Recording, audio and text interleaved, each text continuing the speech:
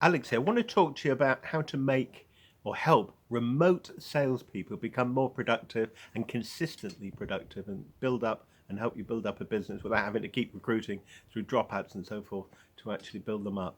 Now, first of all, the benefits of remote sales are formidable. You may think you have to do remote because offices are so much more difficult with social distancing, etc., and all the costs of them. But there's lots of benefits anyway for remote sales, which is why we actually have done it for now 12 years. First of all, yes, it's COVID compliant. If people are working from home, it makes life really easy. There's quite a significant time and cost saving. Who's ever paying for it? Commuting an hour to work and an hour back, that's 2 hours gone. Times five, that's 10 hours. That's more than a working day lost just commuting backwards and forwards. That's not free. It's usually quite expensive. So there's all that time lost and the tiredness of it, people making productive. There's obviously lower costs. You've not got all sorts of things to pay for with people working from home. They've already got a desk, computer, telephone, and all the technology pretty much that they need. The other thing that's really great about recruiting remote is you can scale quickly. You've got to have your infrastructure, you've got to have management in place, you've got to have capacity to grow, but you can recruit, particularly through us, you can recruit these people really quickly.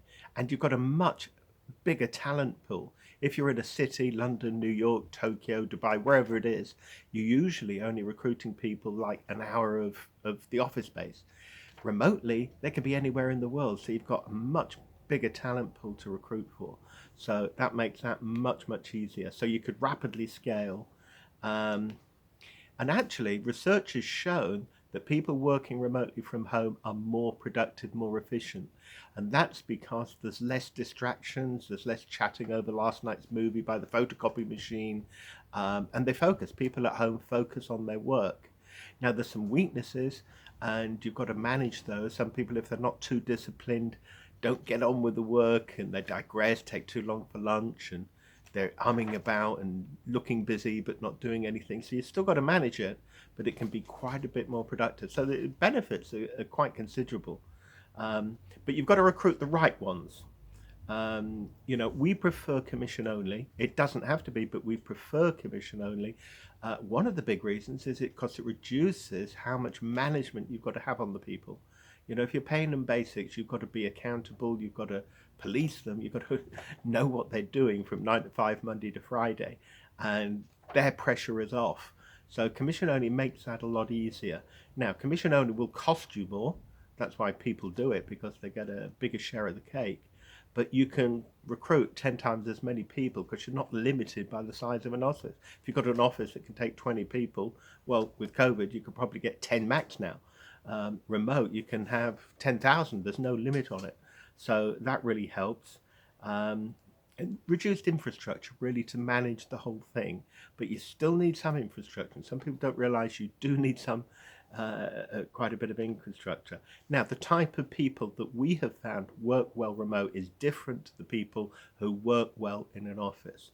First of all, there's two types of perhaps commission only salespeople. There's the professional salesperson who wants high income, totally confident, knows what they're doing, and they want 75% share of the profits they make rather than 25%. That's the way they think.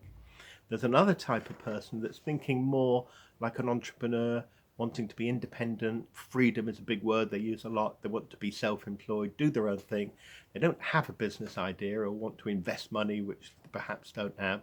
And marketing somebody else's stuff and having no risk is absolutely, and double the income is actually quite good. And all the tax benefits to self-employed. They're quite different types of people.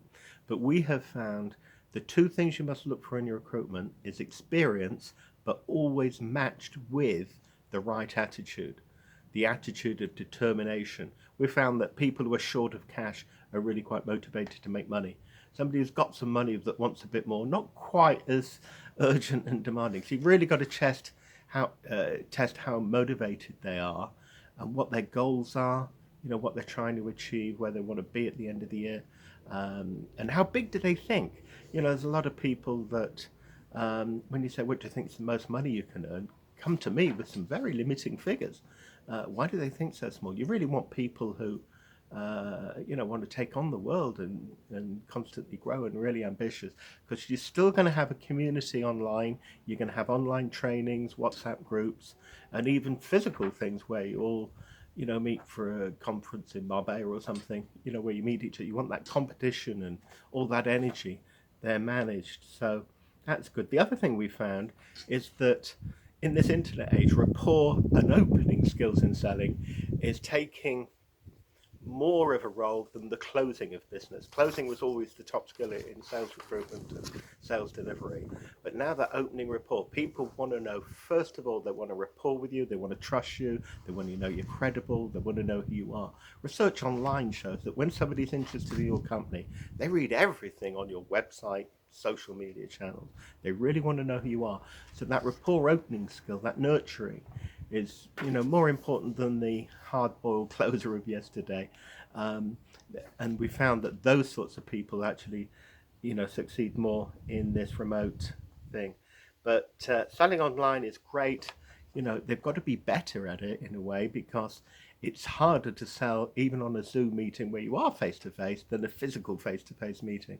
The body language and everything comes into play far more, and it's easier in a physical meeting. So they have to be good. They have to be good communicators and know their product successfully. As they're experienced, you're not worrying about their sales skills. They'll understand that, but they need to know your product's ins and outs and what's special about it.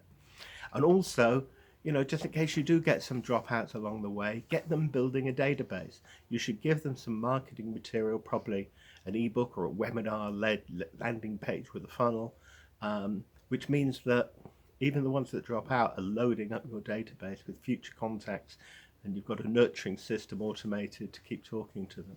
So support them, give them every admin, marketing, lead generation support that you can, but recruit the right people, because you've got to have the right people to build on.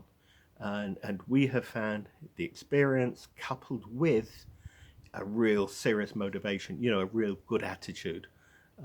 This is what they want to do. These are not people that really would like to be back in the office on a nice, secure basic, but they'll do this because it's all they can get. You don't want those people. So the last thing I would say is, when you're recruiting commission-only remote, be as fussy as you were paying anything else. You've really got to be fussy, because you're still going to put a lot of time into them, developing them, nurturing them, and inducting them, onboarding them into your system. So that's the secret of remote. If you want any more, please contact me anytime. Always happy to talk. Great. Love you for now. Have a fantastic day. Cheers.